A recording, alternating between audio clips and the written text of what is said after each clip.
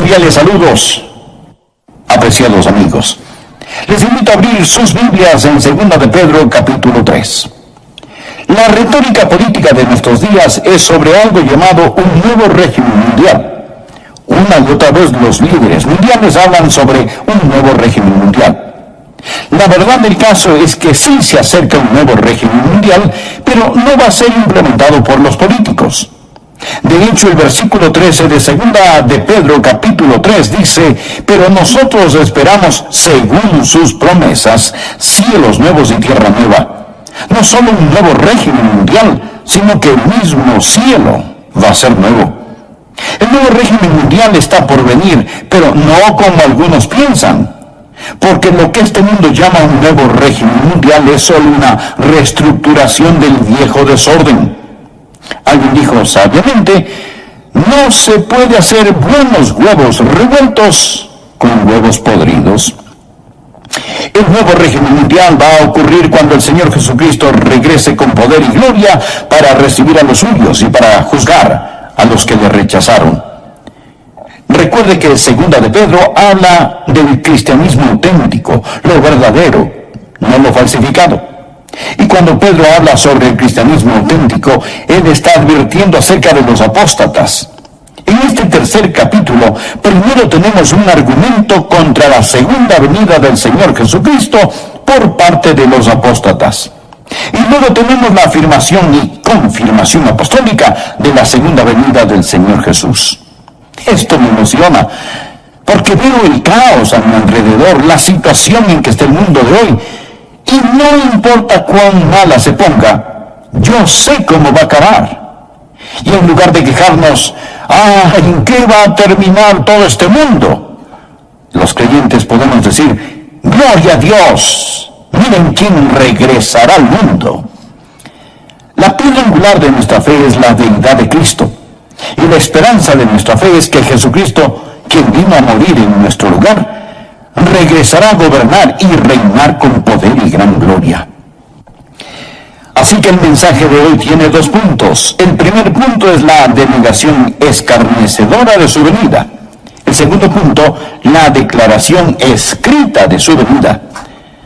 Leamos juntos 2 de Pedro capítulo 3, empezando en el versículo 1. Dice: amados, esta es la segunda carta que os escribo, y en ambas despierto con mi exhortación vuestro limpio entendimiento, para que tengáis memoria de las palabras que antes han sido dichas por los santos profetas, y del mandamiento del Señor y Salvador dado por vuestros apóstoles, sabiendo primero esto, que en los postreros días vendrán burladores, andando según sus propias concupiscencias, y diciendo, preste atención aquí, diciendo: ¿dónde está la promesa de su advenimiento? Porque desde el día en que los padres durmieron, todas las cosas permanecen así como desde el principio de la creación. Y Pedro dice: estos ignoran voluntariamente que en el tiempo antiguo fueron hechos por la palabra de Dios los cielos y también la tierra, que proviene del agua y por el agua subsiste, por lo cual el mundo de entonces pereció anegado en agua. Lo que tenemos aquí son tres reacciones apóstatas a la segunda venida de Jesucristo. La primera reacción es una reacción emocional. La segunda reacción es una reacción intelectual. Y la tercera reacción es una reacción voluntaria. Es decir, las emociones, la mente y la voluntad se rebelan contra la segunda venida del Señor Jesucristo. Satanás odia la idea de la segunda venida de Jesucristo porque cuando ocurra, él será sentenciado. El reino del terror de Satanás se vendrá abajo. Será cuando los santos seremos honrados, glorificados y bendecidos. Por ello, el diablo ha apuntado toda la artillería del infierno contra la idea de la segunda venida del Señor. El primer punto es la denegación escarnecedora o burla de su venida. La primera reacción es una reacción emocional. Dice la palabra: en los postreros días vendrán burladores. Es un argumento emocional. Existen aquellos que simplemente se reirán y se burlarán de la segunda venida. La burla no es sustituto para la verdad. Pero cuando un hombre está perdiendo un argumento, muchas veces opta por utilizar la burla, la ridiculización y el sarcasmo. Los verdaderos creyentes siempre han sabido que cuando defienden la verdad, se exponen a la burla y el ridículo. El siervo no es mayor que su señor. Marcos 5, versículo 40. Y se burlaron de él. ¿De quién? Del Señor Jesús. Lucas capítulo 22 y versículo 63 habla de cuando Jesucristo iba rumbo a la cruz. Dice: y los hombres que custodiaban a Jesús se burlaban de él y le golpeaban. Se los puede imaginar muertos de risa, apuntando su dedo al Señor. Se burlaron y golpearon al Hijo de Dios. Si se ríen de usted por creer en Cristo y en su segunda venida, recuerde que está en muy buena compañía. El arsenal diabólico para impedir que usted ame, conozca y sirva a Dios es la ridiculización y la burla. En los postreros días vendrán burladores andando según sus propias concupiscencias. ¿Por qué se ponen tan emocionales estas personas acerca de la segunda venida de Jesucristo? ¿Por qué la odian? Porque viven en pecado. Ellos están viviendo en pecado. Muéstrame un burlador y le mostraré un pecador. Los burladores van tras sus propias lujurias, deseos. Muéstreme un hombre que ridiculiza la segunda venida de Jesucristo, el juicio, y yo le mostraré un hombre que tiene las iniciales del diablo talladas sobre su corazón. Muéstreme una mujer que se burla de las cosas santas, y le mostraré a una mujer cubierta con las asquerosas huellas digitales del pecado. En los postreros días vendrán burladores andando según sus propias concupiscencias. Esta es la reacción emocional contra el Señor Jesucristo. Pero la Biblia enseña en Proverbios que Dios también se va a reír. Proverbios 1, empezando en el versículo 24, dice: por cuanto llamé, Dios le está hablando a usted ahora. Por cuanto llamé y no quisisteis oír, extendí mi mano y no hubo quien atendiese, sino que desechasteis todo consejo mío y mi reprensión no quisisteis. Ahora escuche: también yo me reiré en vuestra calamidad y me burlaré cuando os viniere lo que teméis, cuando viniere como una destrucción lo que teméis y vuestra calamidad llegare como un torbellino, cuando sobre vosotros viniere tribulación de angustia. Lo que Dios está diciendo es que usted puede irse riendo al infierno, pero no podrá salir de él. Dios está diciendo, como decimos hoy, el que ríe al último, ríe mejor. Los apóstatas no solo están satisfechos con rechazar las cosas santas, sino que tienen un enorme deseo diabólico de ridiculizar las cosas santas. Había un emperador romano cuyo nombre era Juliano. Cuando él era un joven, profesó conocer al Señor Jesucristo y ser un creyente, pero nunca se convirtió verdaderamente. Llegó a ser un apóstata y persiguió a los creyentes con todo su poder, ridiculizando la fe cristiana. Juliano, el apóstata, tenía un amigo de la niñez cuyo nombre era Agatón. Ellos crecieron juntos. Después de muchos años se encontraron. Agatón era un creyente que servía fielmente al Señor día tras día. Cuando Juliano el emperador se encontró con Agatón, le dijo: Agatón, ¿cómo le va a tu amigo el carpintero de Nazaret? Él tiene suficiente trabajo. Le están saliendo algunos trabajitos como carpintero. Y Agatón muy serenamente le respondió: oh sí, Juliano, él tiene mucho que hacer. De hecho, él está muy ocupado haciendo un ataúd para tu imperio. Él era un profeta, porque en 2 años Juliano murió en una batalla y su imperio comenzó a desmantelarse. La historia nos dice que cuando Juliano el apóstata estaba tendido en el campo de batalla, se metió la mano en su herida mortal y tomó un puñado de sangre y la lanzó a los cielos y exclamó: has vencido, oh Galileo. Los burladores aman su pecado y argumentan contra el juicio y la segunda venida de Jesucristo. Es una reacción emocional. Pero existe la segunda reacción, la reacción intelectual. Por favor, leamos el versículo 4. Dice: los burladores andando según sus propias concupiscencias y diciendo, ¿dónde está la promesa de su advenimiento? Porque desde el día en que los padres durmieron, ahora escuche, todas las cosas permanecen así como desde el principio de la creación. Lo que ellos están diciendo es que si Jesucristo regresa en poder y gloria, si fuera a haber un nuevo cielo y una nueva tierra, lo que eso significaría es que habría una interrupción en el reino de las leyes naturales. Ellos dicen, nosotros, los eruditos, los intelectuales, hemos encontrado que desde la creación no ha habido cosa semejante. Y no hay ninguna razón para creer que Jesucristo va a venir, ni para creer que habrá un nuevo planeta Tierra. Esto, amigos, es puro materialismo. Todo continúa igual. Ven la creación desde un punto de vista científico. Es una apelación a la inteligencia y aquí está el argumento. Nunca nada cataclísmico ha ocurrido y no hay ninguna razón para creer que algo cataclísmico sucederá. Porque desde el día en que los padres durmieron, todas las cosas permanecen así como desde el principio de la creación. Ellos dicen, escuche, mi bisabuelo esperaba la segunda venida de Jesucristo. Así que no se preocupen, todo continuará igual, no pasará nada. Imagínense a un niño en el tiempo de Noé. Él llega todo preocupado y le dice a su papá, papi, escuché a un hombre llamado Noé. Dice que Dios va a destruir el mundo con un diluvio y está construyendo un gran barco. Él lo llama el arca. Dice que si creemos en su Dios, nos podemos salvar y entrar en el arca cuando venga el diluvio. Y el papá, riéndose, le contesta, hijo, recuerdo que cuando yo era niño, ese viejo loco de Noé estaba construyendo esa arca y me contó la misma historia. Y yo me fui a casa asustado y se lo dije a mi papá, y mi papá me dijo que su papá, su bisabuelo, también escuchó al viejo Noé contar la misma historia. Hijo, olvídate de esa tontería, nadie jamás ha visto un diluvio, no existe tal cosa. Desde los tiempos de tus bisabuelos todo sigue igual.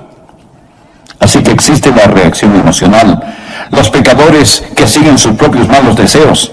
Existe la reacción intelectual, toda cosa continúa exactamente como fue. Nunca ha habido un cataclismo, nunca habrá un cataclismo. Existe también la reacción voluntaria. Por favor, note el versículo 5. Estos ignoran voluntariamente. Son voluntariamente ignorantes. Esta gente no quiere saber, ni quiere entender. Porque si admiten la verdad de que Jesucristo va a regresar en juicio, esto significa que tendrán que cambiar su estilo de vida. Piensan que si de algún modo cierran sus mentes y sus corazones a esta verdad, todo estará bien. En eso se parecen a las avestruces. Esconden su cabeza en la arena. Son voluntariamente ignorantes. Ellos no quieren saber.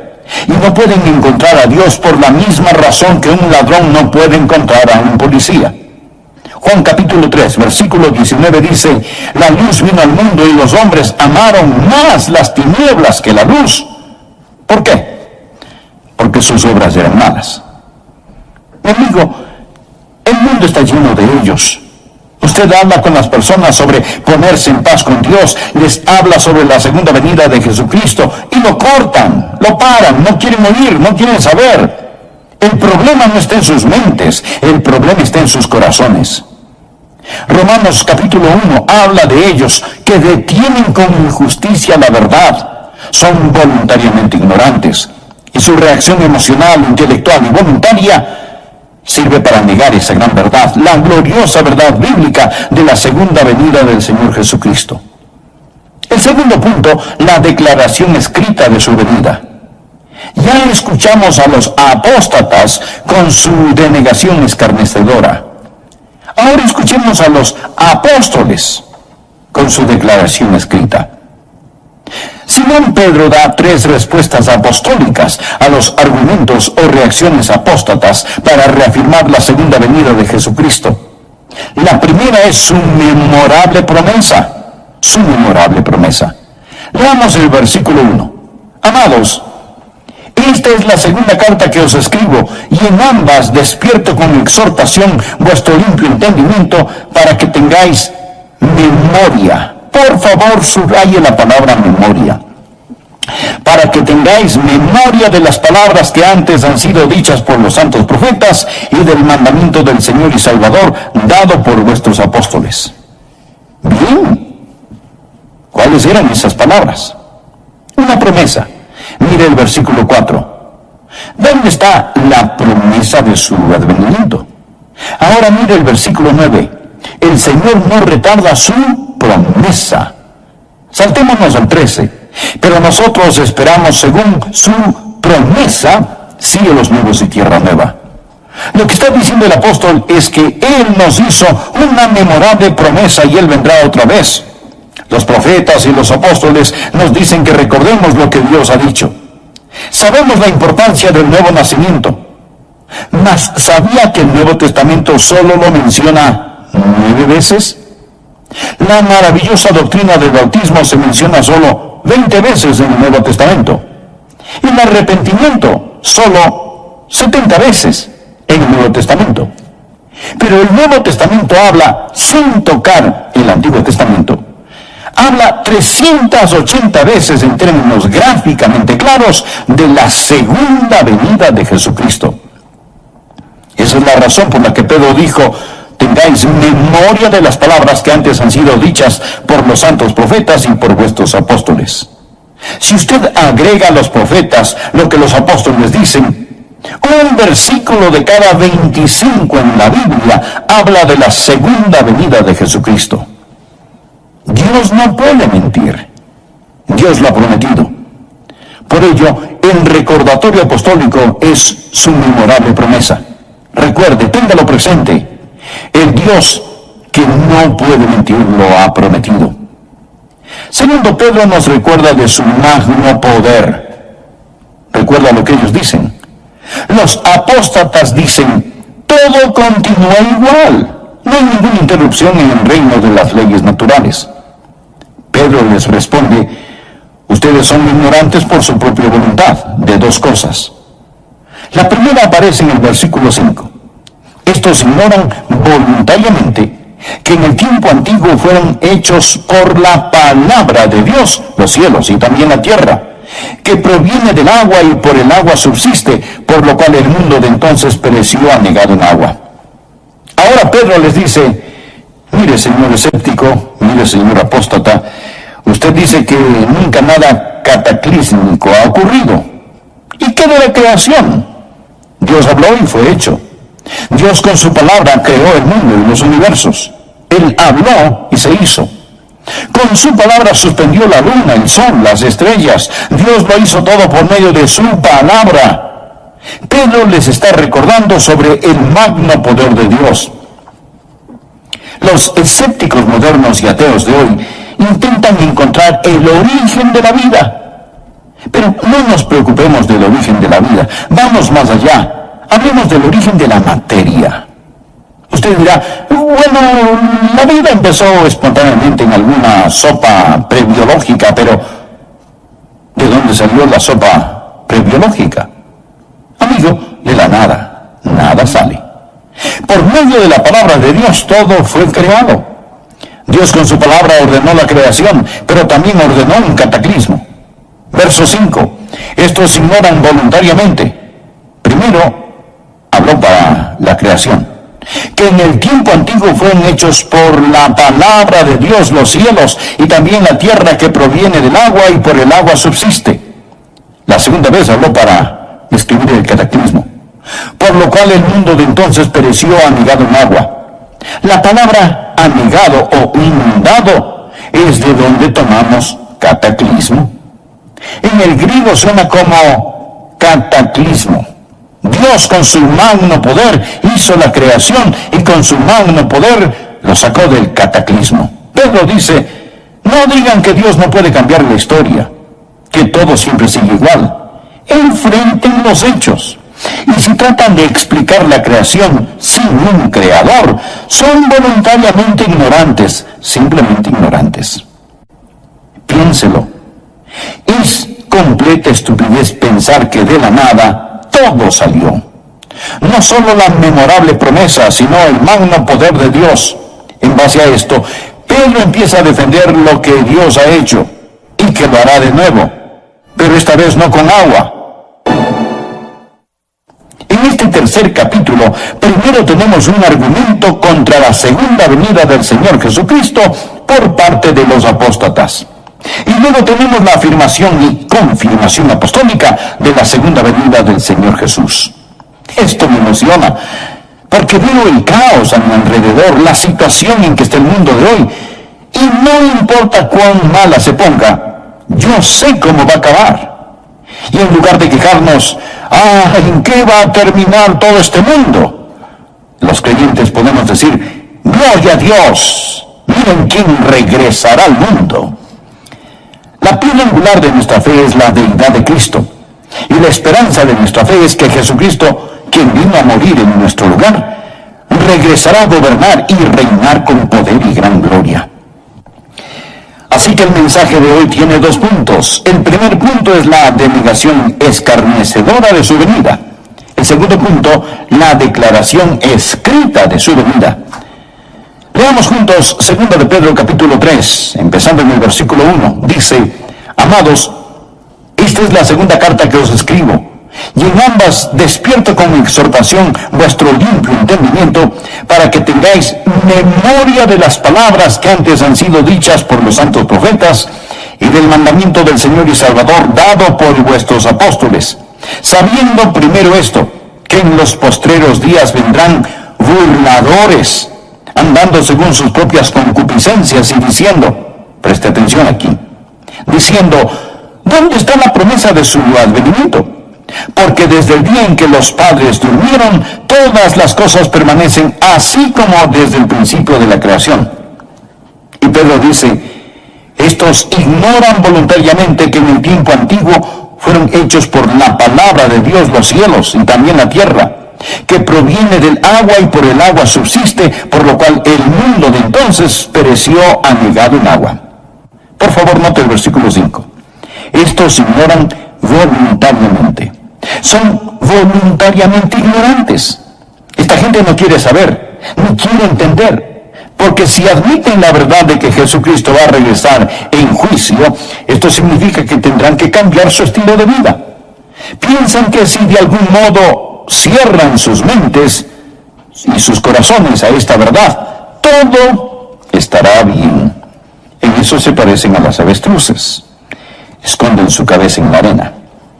Son voluntariamente ignorantes. Ellos no quieren saber. Y no pueden encontrar a Dios por la misma razón que un ladrón no puede encontrar a un policía. Juan capítulo 3, versículo 19 dice, la luz vino al mundo y los hombres amaron más las tinieblas que la luz. ¿Por qué? Porque sus obras eran malas. Mi amigo, el mundo está lleno de ellos. Usted habla con las personas sobre ponerse en paz con Dios, les habla sobre la segunda venida de Jesucristo y lo cortan, lo paran, no quieren oír, no quieren saber. El problema no está en sus mentes, el problema está en sus corazones. Romanos capítulo 1 habla de ellos que detienen con injusticia la verdad, son voluntariamente ignorantes y su reacción emocional, intelectual y voluntaria sirve para negar esa gran verdad, la gloriosa verdad bíblica de la segunda venida del Señor Jesucristo. El segundo punto, la declaración escrita de su venida. Ya escuchamos a los apóstatas con su denegación escarnecedora. Ahora escuchemos a los apóstoles con su declaración escrita.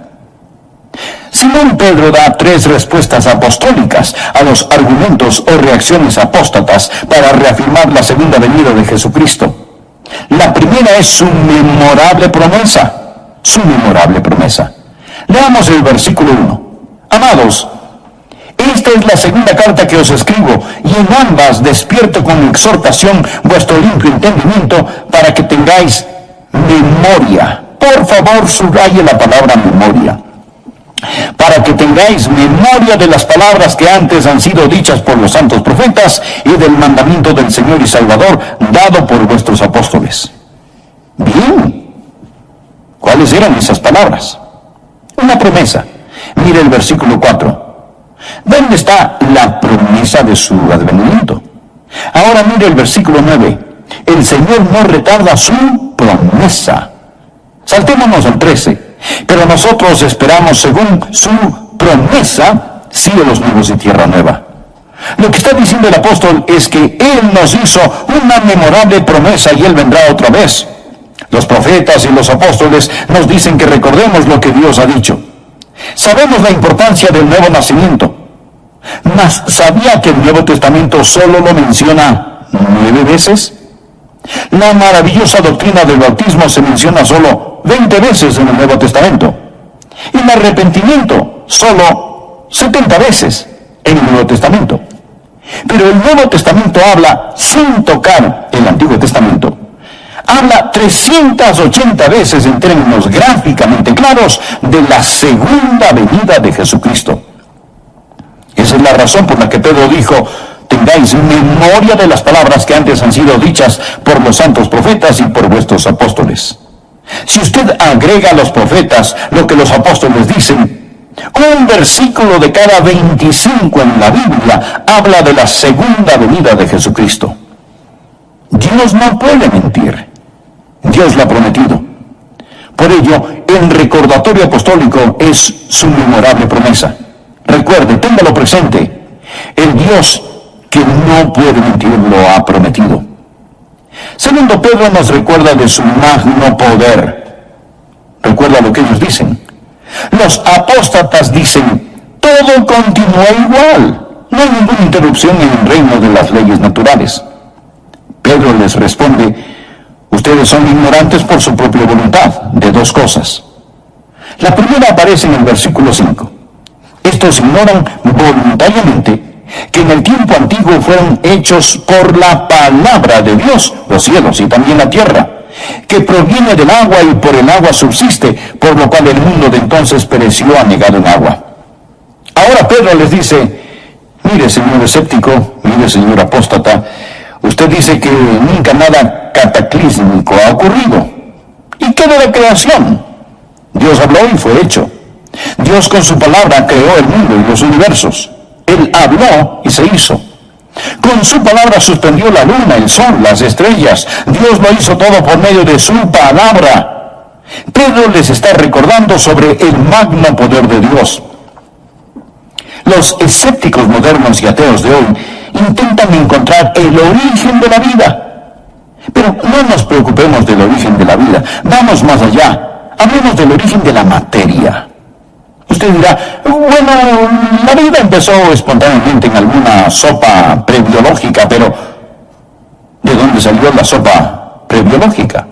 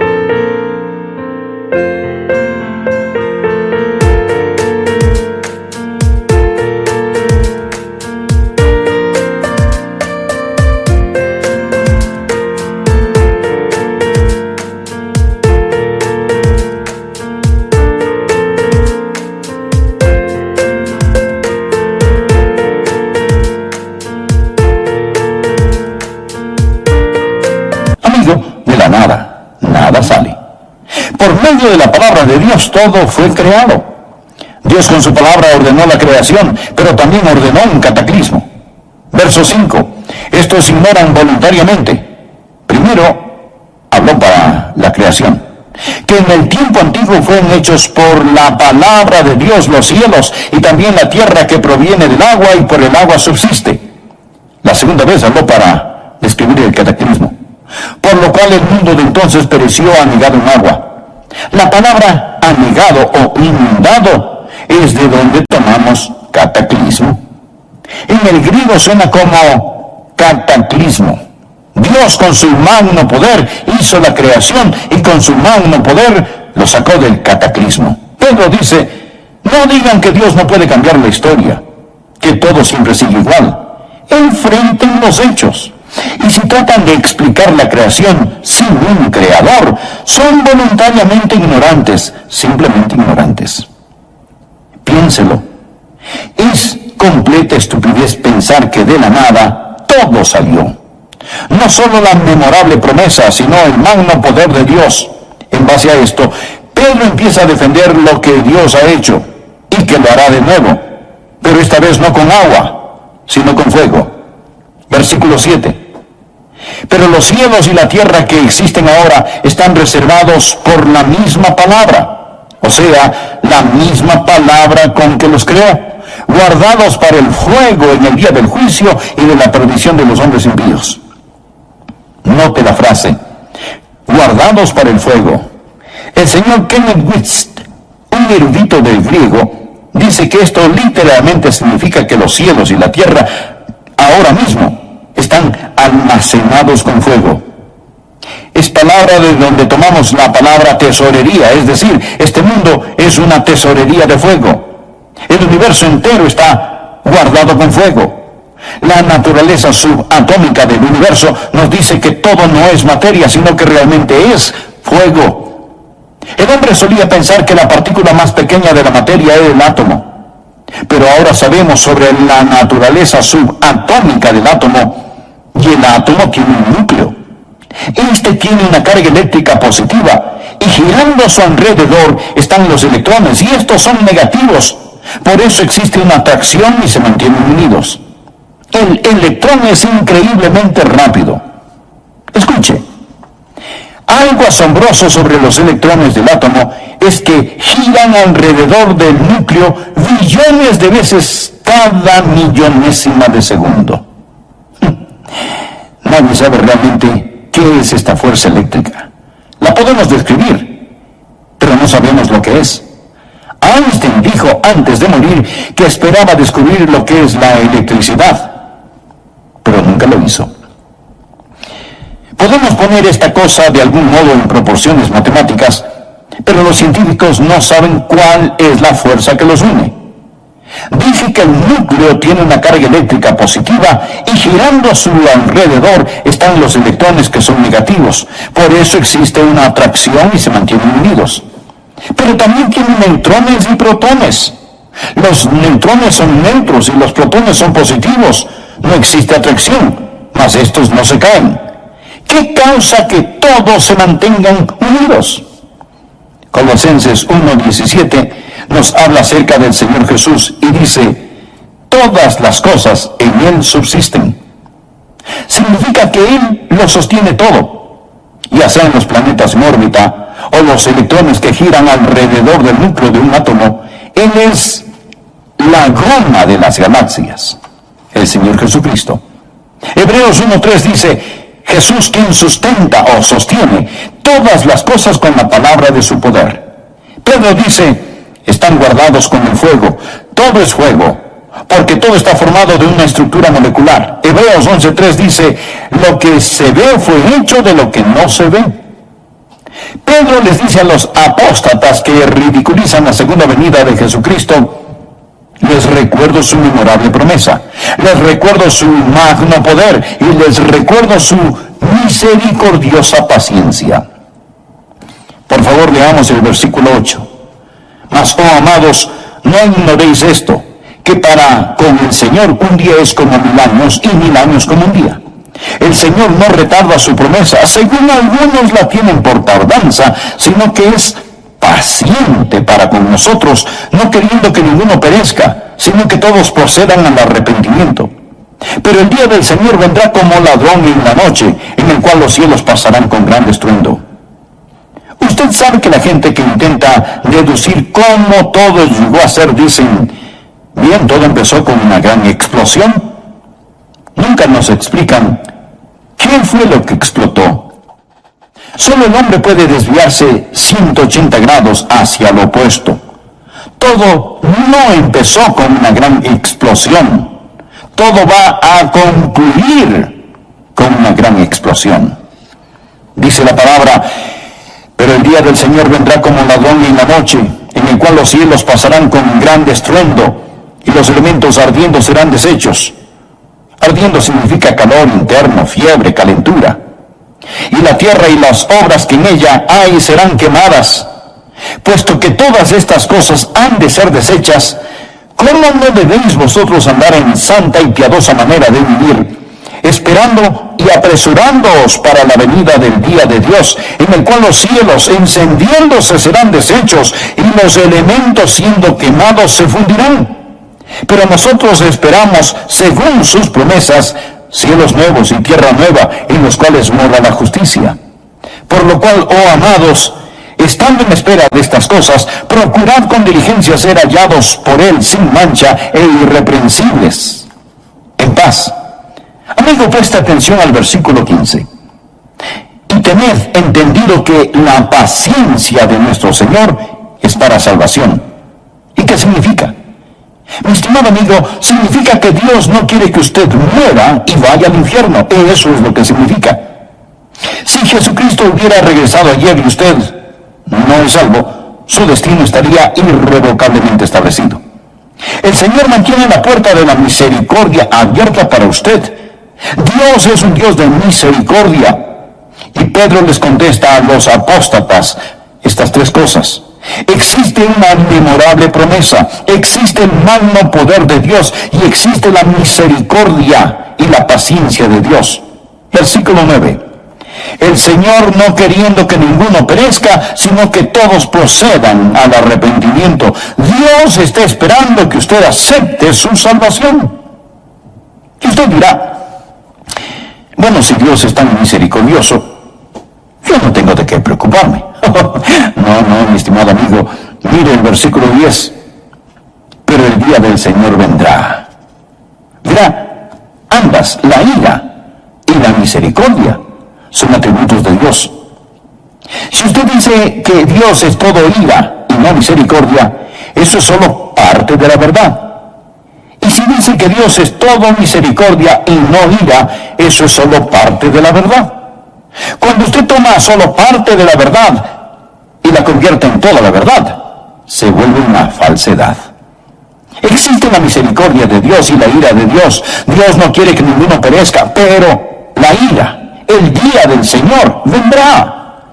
Alguien sabiamente dijo, ahora mismo las tempestuosas aguas de la ira de Dios golpean furiosamente la represa de su misericordia. La misericordia debe dar paso a la ira porque el día del Señor vendrá. Yo no sé cuándo la última alma que completará la esposa se convertirá. Quizás sea usted, amigo, y la esposa estará completa. Entonces sonará la trompeta. Los muertos en Cristo resucitarán primero y los que estemos vivos seremos arrebatados y cambiados así en un abrir y cerrar de ojos para encontrarnos en el aire con el Señor. Pero no sé cuándo será, mas Él está por venir. Amigo, si Jesucristo fuera a venir ahora mismo, ¿qué pasaría con usted? Verá, Él dijo, pero el día del Señor vendrá. ¿Cómo? Mírenlo, como un ladrón en la noche, de repente, inesperadamente, cataclísmicamente. Jesús dijo en Lucas 13:3, no, antes si no os arrepentís, todos pereceréis igualmente. Pero el Señor no quiere que ninguno perezca, sino que todos procedan al arrepentimiento. Amigo, Él está por venir, en llamas de fuego. Pues arrepentirse. ¿Cuál es el arrepentimiento?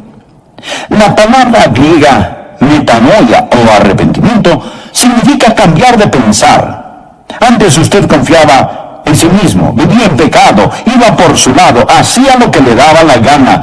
Ahora se da un cambio radical y dramático de pensar, se arrepiente, pone su fe no en sí mismo, sino en Jesucristo, abandona sus pecados, abandona sus viejos caminos. Estimado amigo, ¿es usted salvo? No le pregunté si es usted católico, bautista, metodista o lo que sea. Lo que quiero decir es que necesita saber sin lugar a dudas que se ha arrepentido de sus pecados y que ha recibido a Cristo como su Salvador personal. Le imploro que lo haga ahora. le invito a orar de la siguiente manera. Usted personalmente. Amado Dios, yo sé que tú me amas. Sé que quieres salvarme. Jesús, tú moriste en mi lugar para salvarme y prometiste salvarme si confiaba solo en ti. Y eso es lo que estoy haciendo ahora. Confío en ti. En este momento, con todo mi ser, abro mi corazón, me arrepiento de mis pecados y te recibo como mi Señor y Salvador. Gracias por salvarme.